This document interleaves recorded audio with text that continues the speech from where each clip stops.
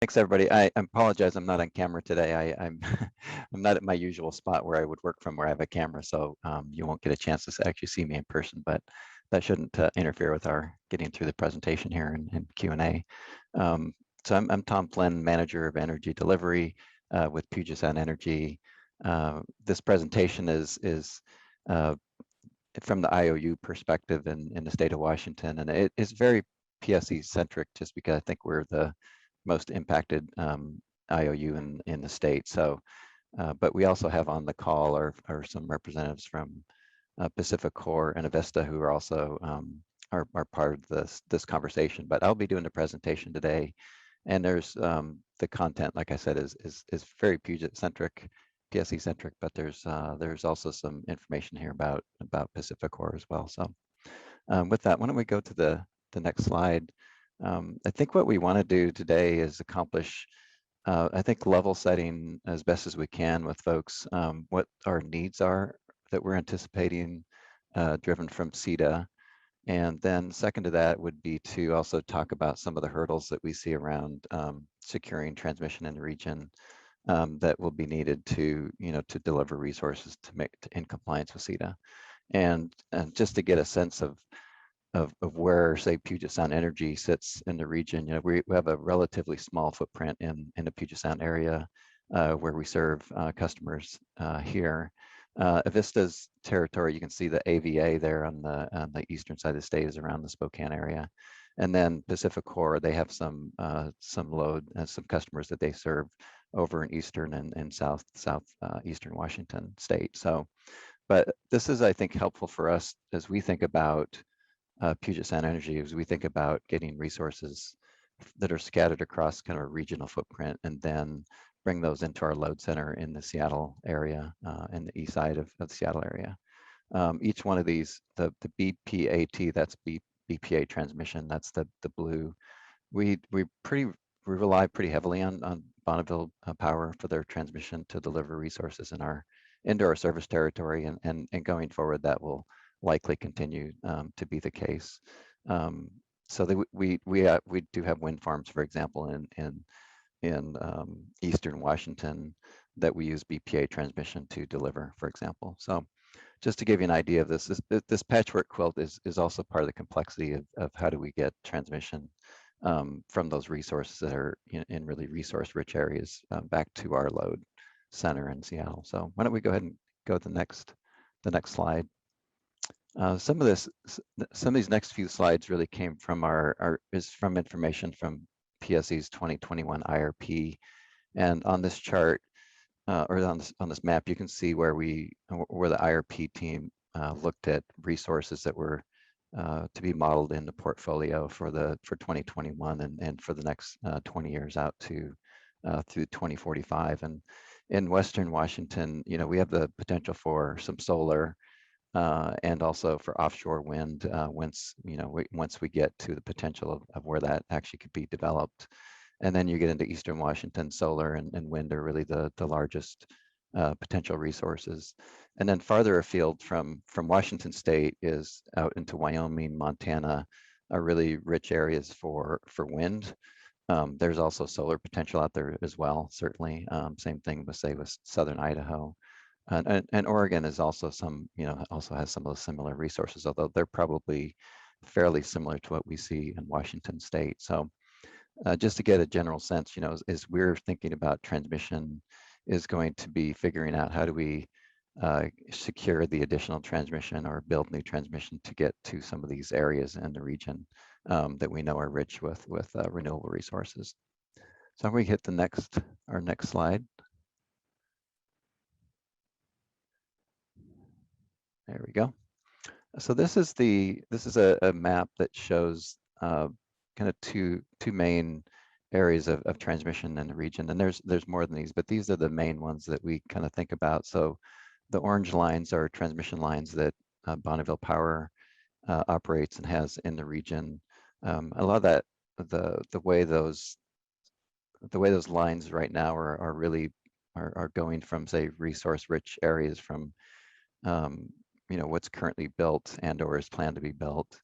And then, for us, for the PSE, you'll see that there's some cross cascade lines that come into the Puget Sound area, and that serves not just PSE but also Seattle City Light, SNOPUD, some other entities who are in the region. So we ourselves, PSE, has some transmission lines, and you can see that runs mainly kind of up and down the I-5 corridor area, from the BC border, down to, say, the Tacoma area.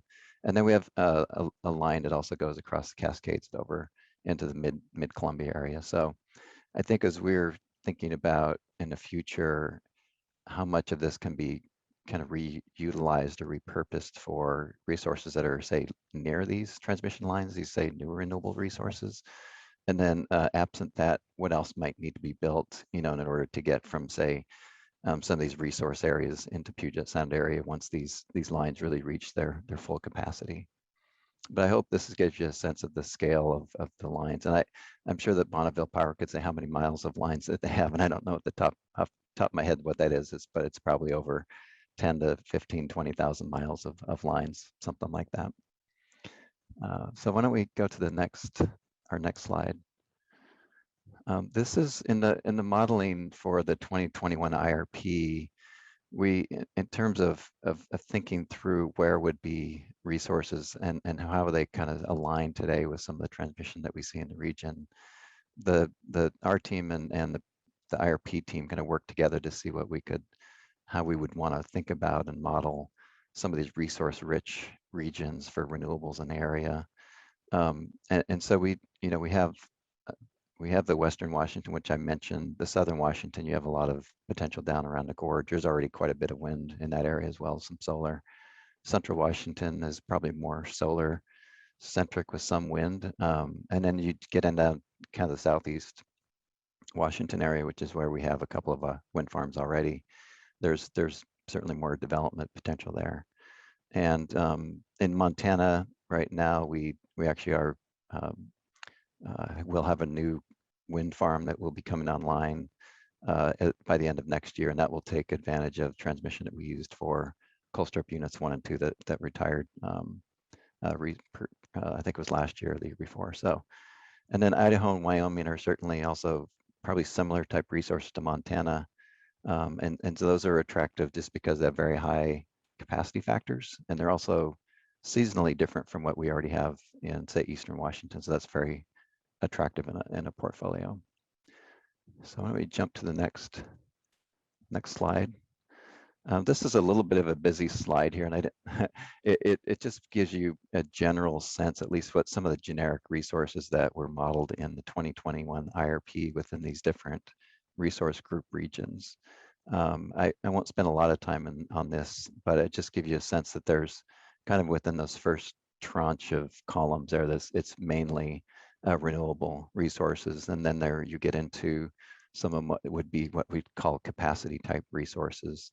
And then we have also things like biomass, solar, residential that we could see in the PSE territory that would be, connecting onto our distribution system or on our customers' homes, for example. And then battery storage, pump storage, those are also resources that we'll need to lean on as we get further into this build out for the renewables in our territory. So why don't we jump to our next slide. This is in our 21 IRP as well. The first rows up there, first 5 or 6 rows, are the total distributed energy resources that were modeled in the IRP, and these are, if you can kind of go from, say, 2022 out to, say, 2031, and you can see even under distributed energy resources, PSE has modeled quite a bit of what we'd say, more like local distributed energy resources we could see on our system in Western Washington. So that includes battery storage, solar, demand response, non-wires alternatives. So that totally is even, say, 3,200 megawatts as we get into through 2045.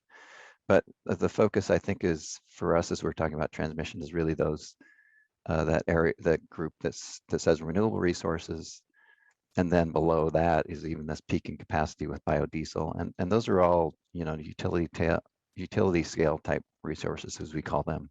So those would be, fairly large scale resources that would need transmission to have them deliver from wherever those resources are located back to our system. And so if we actually look at, say, the 2026 to 2031, that includes that 1,500 megawatts of renewables, as well as 255 megawatts of capacity resources. And then we have another, when we get into the 2032 to 2045 timeline, you get another 2530 plus that 711 is over 3,000 megawatts of renewables plus capacity that we would expect it to be like large utility scale type projects that would need to be built out to meet CETA by 2045. So why don't we get to the next columns or the next slide? I think that this should help us if we take the numbers that were in that chart and that last the last slide. That 2030 number totals about 2150, and so that is both renewables and capacity that we see we would need to bring online by 2030 in order to meet the CETA need to be at 80% renewables by 2030. In some of the work and kind of thoughts and modeling and analysis that PSE's done, we're thinking that there's some transmission that we currently have within our portfolio that could be repurposed. So that could be, for example, the retirement of the Colstrip units 1 and 2 that right now is going to be used for this wind project in Montana. Securing, say, additional BPA transmission that would likely require some amount of upgrades or some upgrades on the existing transmission system. We could also do things like co-locating projects together so that you could, say, use transmission that we're currently using for a wind project. You could also add, say, a solar project at the same location, and they could share that transmission. And there's been some interest about whether or not there would be an opportunity there to have what's called the Boardman to Hemingway project, along with the Gateway projects that go all the way out to Wyoming and Idaho, as another possible solution to get some of those resources out in eastern Wyoming. So within those options, we feel like by 2030 we could probably get there without having to, say, build anything brand new. That will remain to be seen, but we feel like that's a possible likelihood. I think, though, once we get into the that 2045 timeframe, so once you get in between 2030 and 2045, and I'm sorry that number looks a little off. It should say 3,250. That's an additional 3,250 on top of the 2150. Our feeling at this point is that's going to need to be either greenfield or brand new transmission that will need to be built, that will need to be brought into the Puget Sound area, or to upgrade existing lines that we would have. And one of those is a cross cascade line that we have right now that's 115 kilovolt line that could potentially be upgraded to 230. But those are very large scale projects, very expensive type projects. And, so that's kind of our, maybe one way to think about this is that, if we do, say, a brand new transmission line build that we need 1,000 megawatts of capacity coming into our system, that could be 3 of those new transmission lines, for example. So why don't we go ahead and jump to the next slide here. And so we wanted to also touch on PacifiCorp. Now, PacifiCorp, they have service territory that covers across 10 different states. They also have 16,000 miles, almost 17,000 miles of transmission, high voltage transmission. They have in their 2021 IRP preferred portfolio, they showed in the Yakima and Washington State that they would be anticipating a local area reinforcement in 2030 that would give them 180 megawatts of interconnection in that region. They're also very active in the Gateway West project, which you can see on this diagram. Gateway South, those are also projects that are in their IRP, and they're in the process of building some of that's completed, some of that's planned, say over this decade. So they're also very actively looking at what are transmission upgrades and resources, and as they go through their IRP cycles, and this is all subject to change, but I think that's probably true for a lot of this as we go through say an RFP cycle where we're going out and getting proposals, then we'll need to kind of level set again where what our needs are going to be continuing to go forward. So I think this is an ever evolving process. Is kind of the gist of that message. And then why don't we go to the next slide so we can talk a little bit about what's, and we can get into through this in the Q&A as well, but some of the hurdles for new transmission under CETA. And we didn't want to spend a lot of time, I think, talking about some of the issues that I think this group has already had some discussions about with permitting, et cetera, but maybe highlight some of the other topics beyond that. So these are, especially for new transmission projects, they're multi-billion-dollar projects. So, having the capital financing available and who is going to be building those projects are certainly challenges. I think in cases where you're looking at a large scale, say a Boardman to Hemingway type project that has 1,000 megawatts, those are multiple partner type projects. And really thinking through what are the business models. There's, you could have a utility build that through an IRP model that helps they can show that it serves load, but you may also have even independent, what they call merchant transmission providers who decide that they want to go ahead and take on a project and build it out. There's also just challenges around prudency and rate recovery, and some of that just because these are 10 to 20 year projects. And there's risk, along the way in terms of how they can be permitted and cited and funded and everything. So there's, these are long projects, and the rate recovery and prudency process can be complicated. Us as IOUs working with our utility commissions is to make sure that we have, good prudency in place. We're making decisions to make sense, for our customers. There's also some FERC regulatory processes that need to work through those as well. At the same time, there's a regional planning order that requires all the transmission providers within a region to, and somebody mentioned, I think in the last section, Northern Grid, so they do all the regional planning. So any projects that are going to be built like this need to go also through those regional planning processes. And then last is just this, when we're looking at 10 to 20 year timelines for construction, if we're looking at, say, we need 3,000 megawatts of new transmission by 2045, it's really like we need to start initiating projects in the 2020s so they could potentially be online and in operation in that time frame. So those are longer timelines and hurdles that we, I think we recognize. But when we go ahead to the next slide, I think this is just to give everybody a general sense of cost on these transmission lines. And this is really just a simple kind of cost calculator that we have for members from WEC, but this is kind of basic information, and your mileage may vary, or actually cost may vary, but it just kind of at least gives maybe folks a sense of what the cost per mile is that you might have for these different types of transmission lines, anywhere from 1.6 million per mile for a 230 kV transmission up to 500 kV. That gets up to $3.6 million. Substations, you can see those costs there, but I think some of the other cost drivers could be, do you need to go over a really significantly challenging terrain to get through, building this out?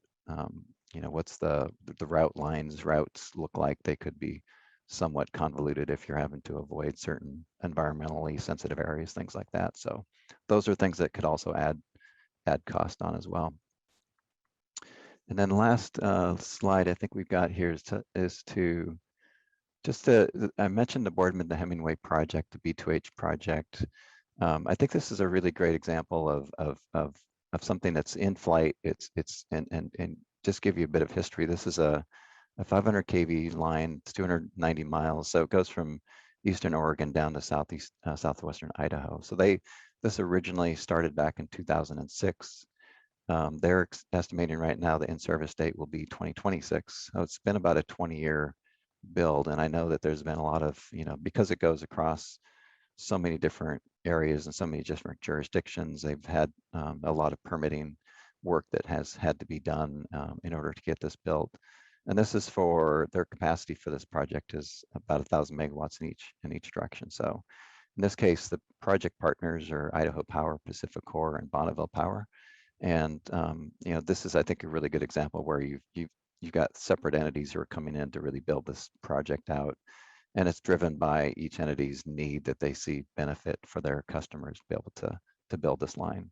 And then the project cost, as you see, is $1.2 billion. And that's, that's a heavy lift for, say, a single entity to probably to bear. So it would depend upon the size of those, the IOUs or the developer. So anyway, I think that's a really good example. I think it probably helps give everybody an idea. If we were to say, in Puget's case, Puget Sound area, Puget Sound Energy's case, had to say get another 3,000 megawatts of transmission into, say, the Puget Sound area, it could be something in akin to like three different sort of B2H type projects. And that might be a good way to think about it. I think with that, those are the slides that I had, and looking forward to Q&A. I think I can hand it over to Nicholas and Ian for them to cover their information, and then we can do some Q&A.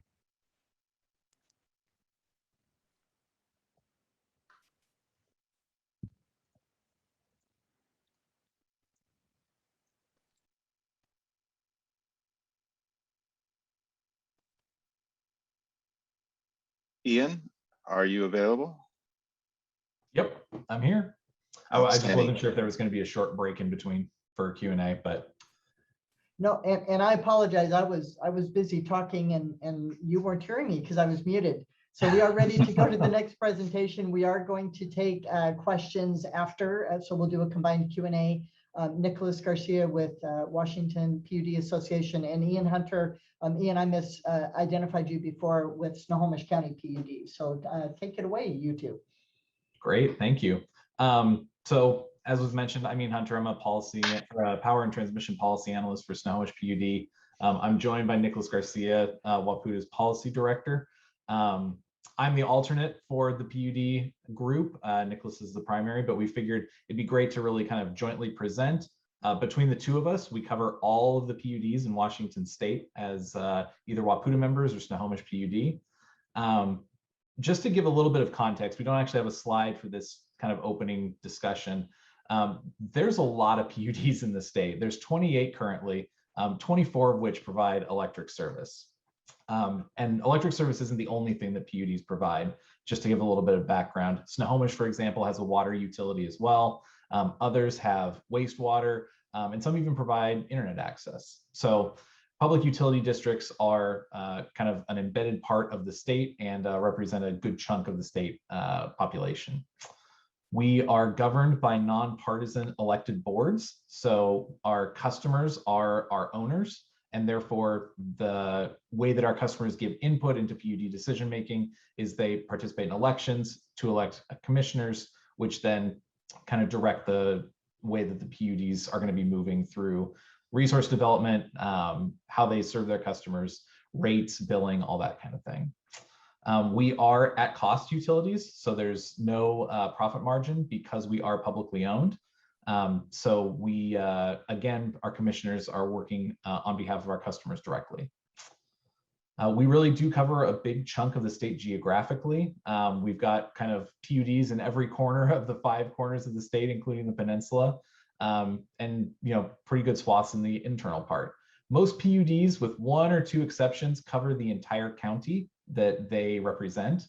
And we also have some pretty diverse PUDs here in the state, with the populations being governed. Snohomish PUD is the largest PUD in the state, with about 360,000 customers. And then, on the other end of the scale, there's PUDs with 2,500, 2,600 customers. So, definitely a different dynamic in terms of size, and also resources available. Snohomish PUD, for example, has generating projects. The Jackson Hydro Project, Chelan PUD, Grant PUD, Douglas PUD all have their own dams on the Columbia River. So different populations, different needs. Just kind of wanted to highlight that here at the front of the slide deck before we jump in, to kind of say, PUDs are kind of a diverse group. And while we all share a lot of the same concerns, there can be some different utilities in different positions that have different needs. So we'll jump into the first slide. That was a lot of talking before we even get into the slides, but hopefully provided a little bit of great context. What we're hoping to talk about today, we're going to take it maybe up a level from the great information that Tom provided. We're going to talk about what we kind of view to mean as reliable when we're talking about transmission and the resources and needs that PUDs have as we move into the CETA world and try to comply with CETA as those requirements come up. We're going to talk about some of the challenges that we're facing, what we see kind of the landscape being today, and then maybe do kind of a case study of a potential challenge that we might face in the future. And then we'll be talking about kind of brainstorming some potential solutions. You know, Tom hit on a lot of them in kind of the IRP work that they're doing, but we'll be touching on some of those as well and how we see PUDs working to both comply with CETA and meet our transmission and resource needs moving forward. So with that, I will turn it over to Nicholas to take up the next section of the slide deck. Okay, thank you, Ian. Can you hear me okay? Can hear you great. Great. So could you move on to the next page? Thank you. So first of all, I want to say nearly good afternoon, but still good morning to everyone. And I'm going to be talking just at the very beginning a little bit about the nature of electricity. Because I think it's important to understand what electricity is as you're moving through the question about how you need transmission or how much transmission you might need. Generation, I mean, one of the most important things to remember about operating a system is that generation must exactly balance consumption at all times. And utilities are constantly looking at how much load is out there and balancing generation with that load to make sure they're always in sync. And the reason for that is, and if you could press the button, please, is that electricity is a unique commodity. It's consumed the moment it's produced. And that happens whether or not the generation and the consumption is a foot apart, a mile apart, or 1,000 miles apart. It is essentially consumed immediately. And so what you have to do is you have to figure out how you're going to generate it, how you're going to balance it, and then how you're going to get it to the resource, to the load. So could you press the next button, please? So if this doesn't happen, if your generation is not able to match load, or button, please, if you don't have enough transmission to get that generation to load, then you're going to have a problem, which button, please. And at that problem, it's going to be unreliability. And if the reason why you need to have exact balance is if you have too much electricity going into your load, you're going to burn out systems. And if you have too little, things aren't going to operate correctly. You really have to be balanced very carefully all the time. So next slide, please. So this is no, that's fine. Just pull it up. This is especially challenging for utilities because not only are our loads variable, but they're also uncertain. You enter any month or even any day, and especially any year, and you really don't know what your load is going to look like, a week from now, an hour from now, or a year from now. And what this chart is supposed to demonstrate is that in any given month, and each of the months have 10 different years, and they show the peak load in those 10 different years, and they can vary up to 40%. So if you're thinking as a planner, I need to make sure I can serve my load, you're not looking at your average load. You're looking at your peak. And you basically actually look beyond your peak with some margin of safety because you never know how much your load is actually going to be. And that's another important takeaway from this conversation is we don't plan for average. We don't plan for typical, we plan for extreme. And if you don't, you're going to have a situation where there'll be times when you can't serve load. Next slide, please.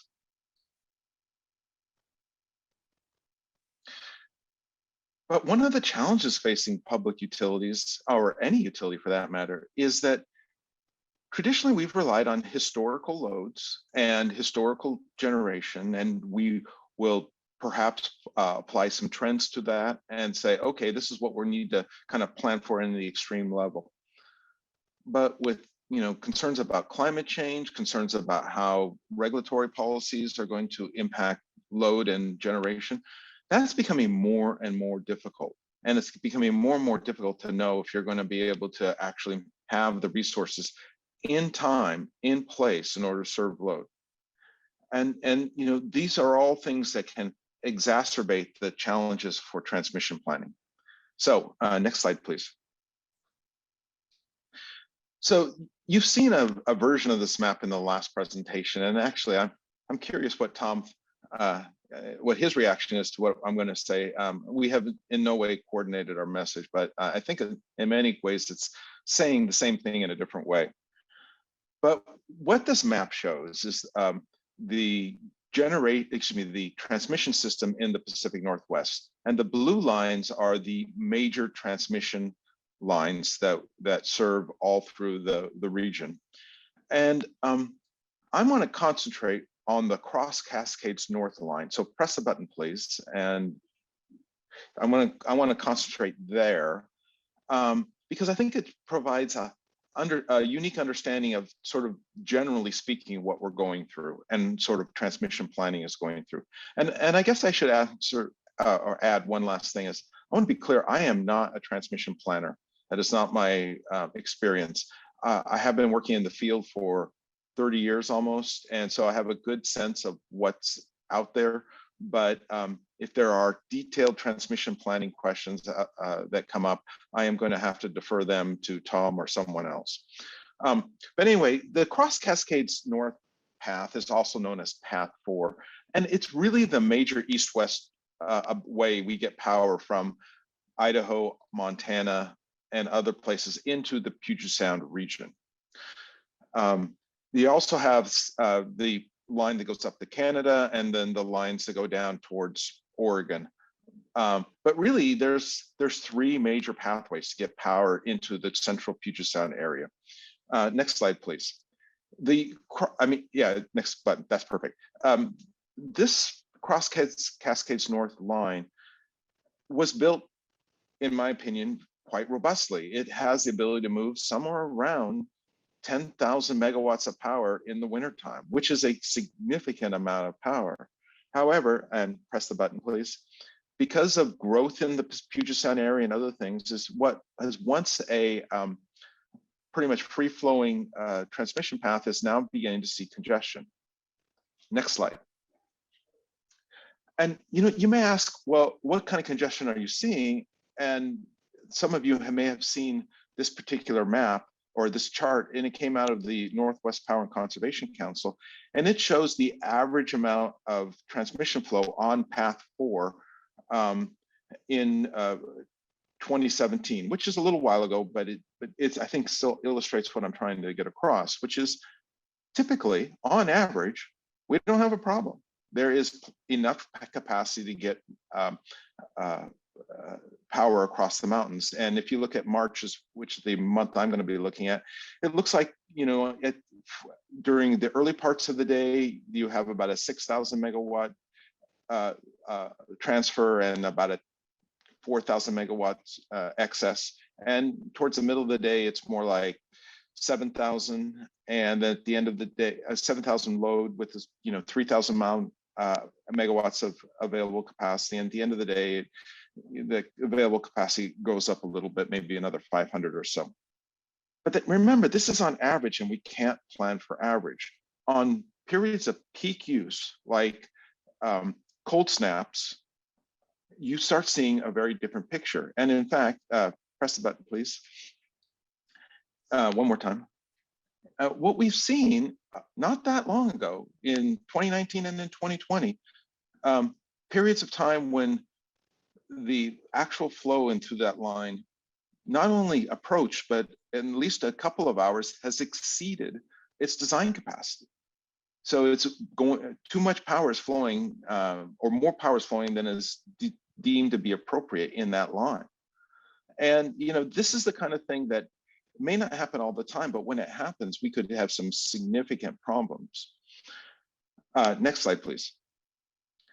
But that was like I said, back in 2019, but we're also facing certain changes that we're going to have to address. One, we're seeing a decrease in West Side generation due to public policy requirements of CETA with the Clean Energy Transformation Act. And we'll also see an increase in West Side demand, presuming the state energy strategy is enacted.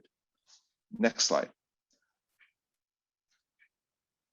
So next slide. Yeah, thank you. So the first point I'm going to talk about is west side generation, and point out that we have 17 major plants. This map is a little old. One of the Centralia units is no longer operating, so so that number would be just Centralia and 730 megawatts, not 730 megawatts twice. But other than that, we have 17 major plants operating in the west of the Cascade Mountain Range, and those plants are going to find themselves being operated less and less as a result of CETA.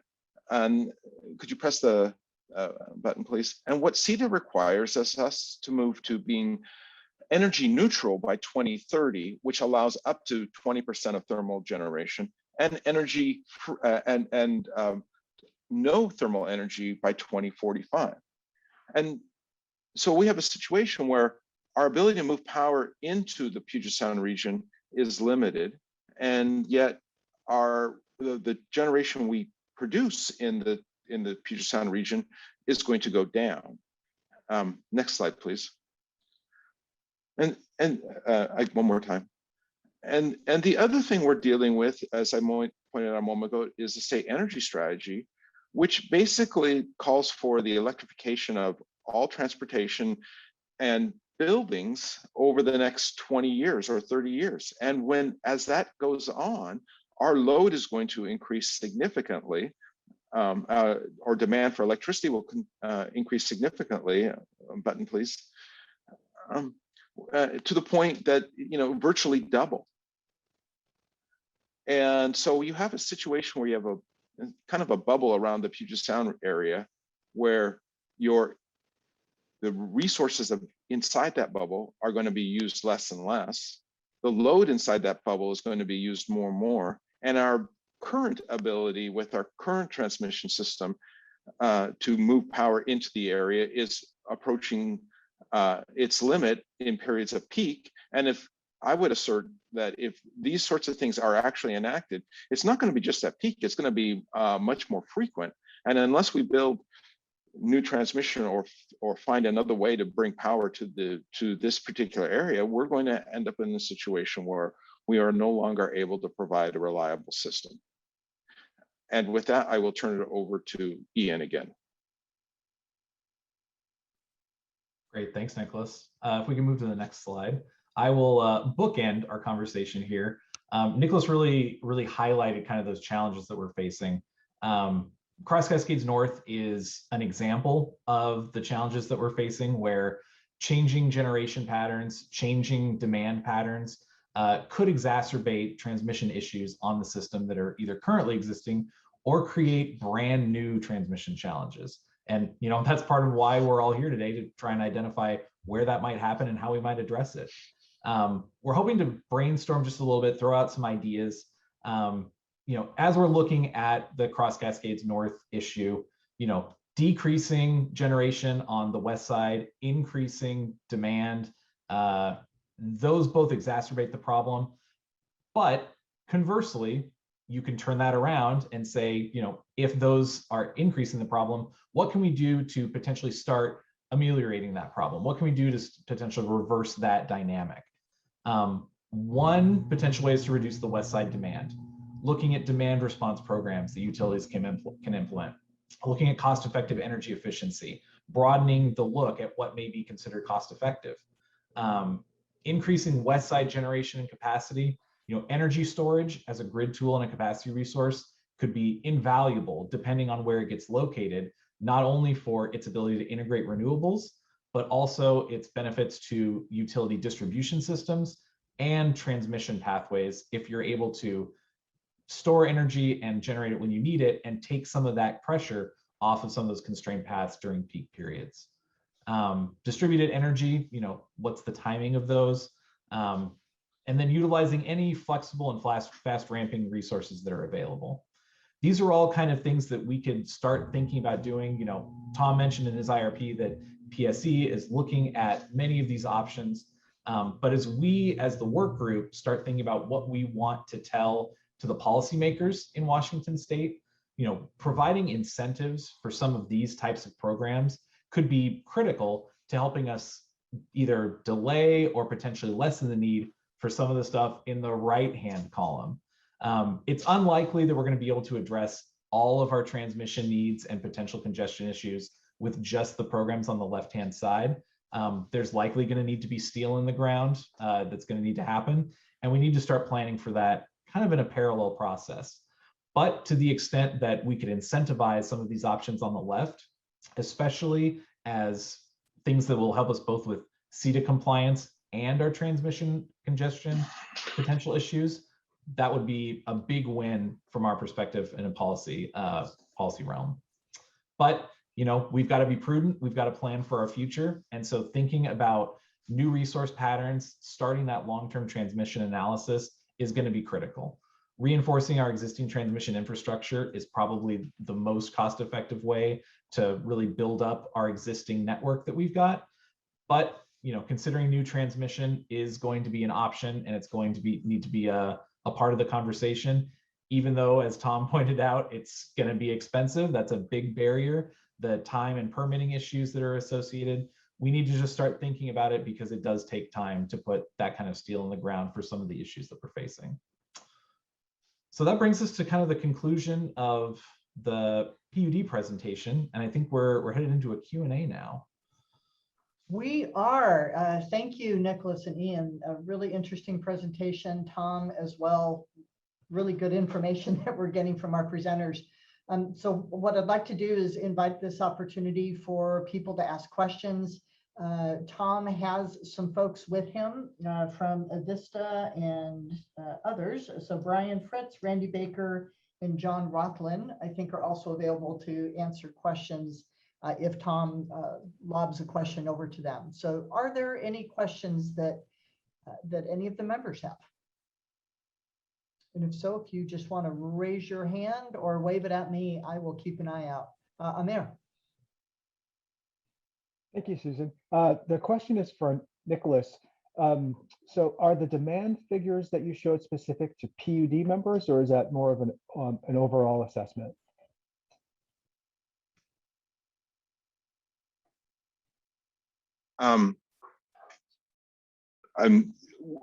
Could you provide, let me know what's more specifically the number you're talking about?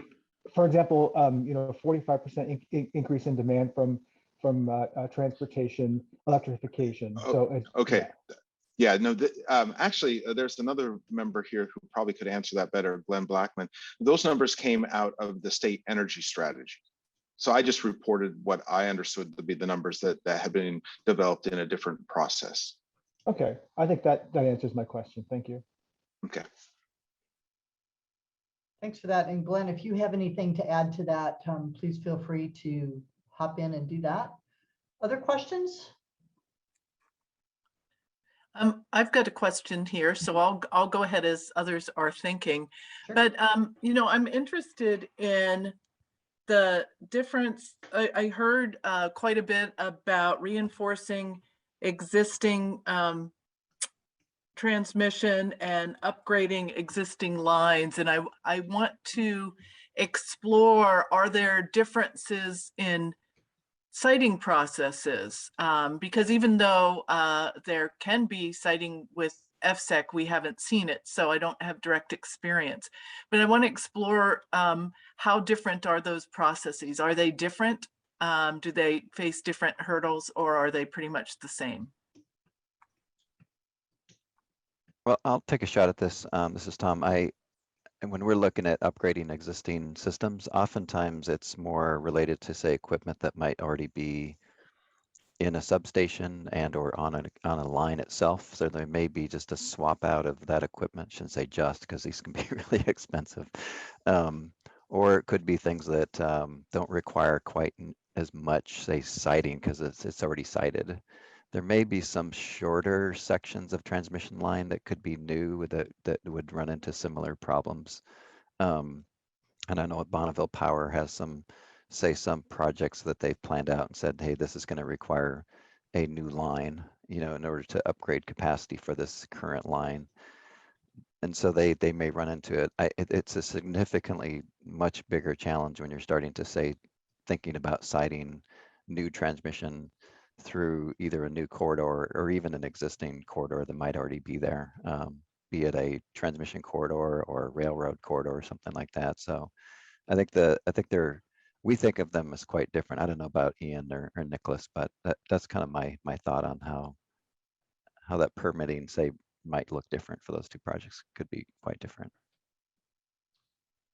Ian or Nicholas, anything to add to that?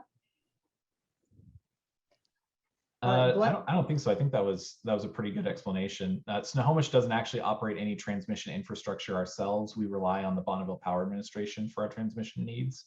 But generally speaking, it's absolutely true that, you know, making upgrades or capacity improvements to an existing substation is going to be a lot easier from a permitting perspective than building a brand new substation somewhere.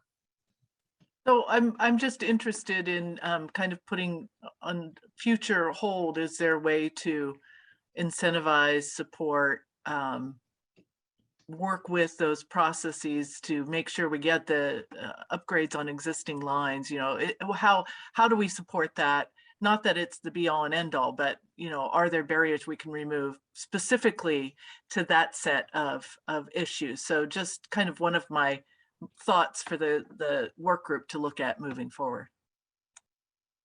Thanks, Kathleen. I see the hands raised. I have Glenn first and then Sarah.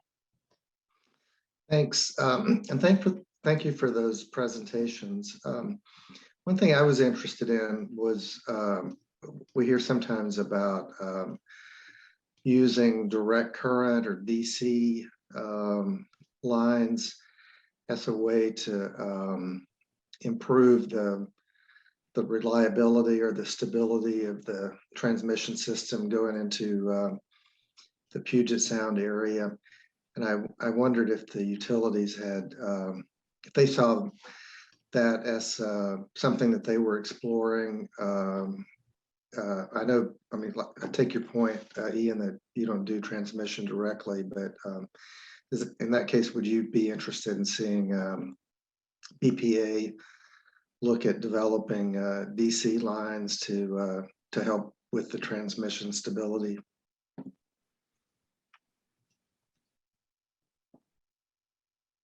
So Go ahead, Nicholas. Oh, I will just say that I would hope that the people who joined with Tom can answer that question, being electrical engineers. I would want the most efficient, most effective, most cost reasonable solution.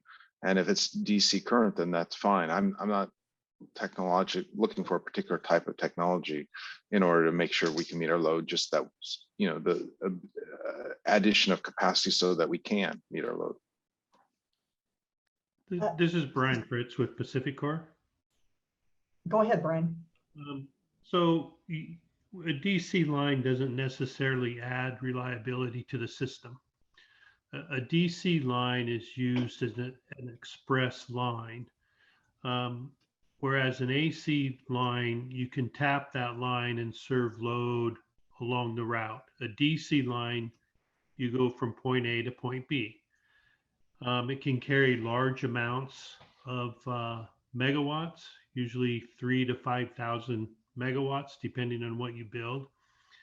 But there's no offtake midpoint, and so they're more expensive than AC lines, and the expense comes from the conversion from AC to DC, because you have to convert it to get to your load. So where they make sense, and it would make sense from, you know, Eastern Washington, Idaho to, you know, the Puget Sound area, because you're going, you know, long miles. And I forget the exact break point. I used to know the number, but it's somewhere in the 300 or 400 mile range where the break even point is that it makes sense to build DC. So to answer your question, yes, it is an option, but it all comes down to economics. Thanks, Brian. And Sarah, are you wanting to respond to this as well from PSE? Yeah, I was wanting to follow up on Chair Drew's question about differences between siting upgrades versus new transmission lines. Just to point out that PSE's recent experience with Energize Eastside has shown that even siting upgrades in existing corridors is very difficult and protracted. And, we're 8 years in following, kind of the initial needs study saying that the project is needed, and we're still confronting significant opposition based on aesthetics and ideas that we're intensifying the use by having taller poles in the same place. And so, although Tom's very correct in saying that siting new transmission lines has just a greater impact, and so there are more hurdles on that end, I think there's significant improvements that can be made on how to permit and review and consolidate permitting on transmission upgrades. That it's by no means a given, and a lot of the communities that we go through are resource rich and sophisticated, and it's just very difficult to get necessary upgrades. Thank you. Thanks, Sarah. All right, I'm going to hop over to Anders. And Anders, you have a question? Oh, I just had a comment too on the question about the DC and the Cross Cascades North. BPA has identified kind of a smaller fixed project that would add some substation equipment that might be able to get a few hundred more megawatts of transfer capability out of that path. But I think beyond that, if the time came where we were needing thousands of megawatts more, I think we'd be open to looking at what are the technically viable options to in terms of the larger scale rebuilds, and it really would be kind of on a case by case basis. But I kind of agree with Brian. Usually where the DC tends to pull into the lead over AC is when you've got longer distances without a stop in between. But there's some new converter technologies that have entered the market recently that have mostly been used on cables. So yeah, I think when if we're looking out in the future, I think we'd keep an open mind, but at the Eastern Washington to Western Washington distance might expect that to kind of fall more in line with what AC would be best suited for. All right, thanks, Anders. So we are just starting to tip over the 12 o'clock range here. I want to hop over to Rob as an earlier presenter, give him an opportunity. And then Don, if you are coordinating with Dana, just trying to keep the questions through members or presenters here, but would be very, very happy to get your question out there. Rob, please go ahead. Yeah, thanks. The Columbia River Treaty between the United States and Canada has entitlement provisions. The United States right now pays British Columbia in the neighborhood of $200 million a year in various energy service forms, I believe. Several utilities have urged us to advocate with them for termination of the treaty. I believe that, but don't know that termination might involve the construction of transmission for delivering the power instead of the payment to Canada, or at least that's an option. And the infrastructure bill gives BPA some money to do some transmission planning. Are you guys, the question is, sorry for the long-winded preface, are you taking into account, to what extent are you taking into account changes in the relationship between Canada and the United States in terms of the obligations of the parties and Columbia River energy, the Columbia River energy situation? You don't have to answer it now. I don't want to take up people's time, but just want to plant that seed. Sure. No, appreciate that. Anyone from Tom or Nicholas or Ian want to speak to that? I do not know enough about the treaty to speak to that question. I don't either, and yeah, I have to defer to others in the company who are more closely tied to that one for sure. Okay, so we're gonna hang on to that question and keep that as something that warrants some further contemplation. Dana, I see your hand is up. How about we give you the last question here and then we'll wrap up for lunch. It also may be that Anders has a comment on that question. Oh, okay. I didn't see his Yeah. hand go down, so I'm sorry. I was thinking. Yeah, that sorry, mine that was, just- I'd raised it again on the Columbia Oh. River Treaty. Okay, so hold on. Let me go to Dana and then I'll come back to you, Anders. Okay, thank you. And thank you for this presentations. It's most interesting, but I have a couple questions regarding solar projects. How much acreage would be required for a solar project? And how much does a utilities have to use for a solar project? Tom, And was then, that? Oh, pardon me. Go ahead, Dana. Oh, and then another question in regards to the permits for the transmission lines. Are the state permits required to build or upgrade the transmission lines?